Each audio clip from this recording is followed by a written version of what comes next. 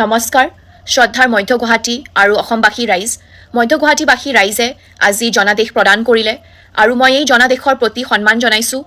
মই মধ্য গুৱাহাটী সমষ্টিৰ বিজয়ী প্ৰাৰ্থী বিজয় কুমাৰ গুপ্তা ডাঙৰীয়াক অভিনন্দন জনাইছোঁ আৰু বিধায়ক হিচাপে তেওঁৰ সাকসেসফুল টেনিয়ৰ সম্পূৰ্ণ হোৱাটো কামনা কৰিছোঁ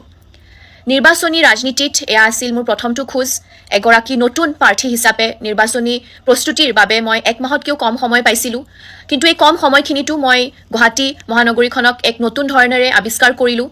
মধ্য গুৱাহাটী সমষ্টিৰ অলিয়ে গলিয়ে আৰু পাহাৰবোৰত খোজকাঢ়ি আপোনালোকৰ লগত কথা পাতি কৃত্ৰিম বানপানীৰ পৰা লৈ যান-জঁট পাৰ্কিং আনএমপ্লয়মেণ্ট আৰু শিক্ষাৰ দৰে সমস্যাবোৰৰ বিষয়ে জানিব পাৰিলোঁ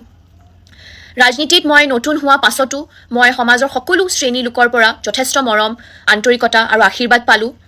যুৱ প্ৰজন্মৰ স্পেচিয়েলি জেনজিৰ পৰা আৰম্ভ কৰি মোক আশীৰ্বাদ দিয়া আৰু পথ দেখুৱাই দিয়া জ্যেষ্ঠসকললৈ আৰু মোক নিজৰ ঘৰলৈ আদৰি নিয়া সকলো পৰিয়ালক ধন্যবাদ জ্ঞাপন কৰিলোঁ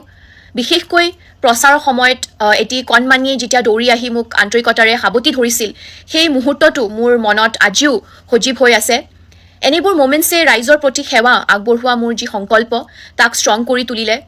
আৰু এই নিৰ্বাচনী প্ৰচাৰত অংশ লৈ মই গুৱাহাটীবাসীয়ে ৰাইজে কি বিচাৰিছে সেয়া বুজিবলৈ এটা বহুত ডাঙৰ সুযোগ পালোঁ এই নিৰ্বাচনীটোৱে মোক জনালে যে এদিনতে পৰিৱৰ্তন নাহে কিন্তু প্ৰতিটো আমাৰ চেষ্টাই এটা ব্ৰাইট ফিউচাৰৰ বাট মুকলি কৰে যদিও এইবাৰ নিৰ্বাচনত আমি জয়ী হ'ব পৰা নাই তথাপিও মই আপোনালোকক প্ৰতিশ্ৰুতি দিছোঁ যে আগন্তুক দিনতো মই সদায় আপোনালোকৰ লগতে থাকিম গুৱাহাটীবাসী ৰাইজৰ সেৱা আগবঢ়াবলৈ চেষ্টা কৰি যাম এয়া আমাৰ আদৰ্শৰ পৰাজয় নহয় এয়া কেৱল এক সামূহিক বাধাহে আৰু ফলাফল যিয়ে নহওক কিয় মই গুৱাহাটী আৰু অসমৰ প্ৰতিটোগৰাকী নাগৰিকক কথা দিছোঁ যে মই ক'তো নাযাওঁ মই আপোনালোকৰ লগতে থাকিম আপোনালোকৰ হৈ মাত মাতিম আৰু শিক্ষা নিবনুৱা সমস্যাবোৰৰ হৈ সদায় মাত মাতিম আৰু গুৱাহাটীবাসী ৰাইজৰ কল্যাণৰ বাবে কাম কৰি যাম আপোনালোকৰ সংগ্ৰামেই মোৰ সংগ্ৰাম আপোনালোকে যেতিয়াই মোক বিচাৰিব তেতিয়াই কাষত পাব সকলো ৰাইজৰ বাবে মোৰ ঘৰৰ দুৱাৰ সদায় খোলা থাকিব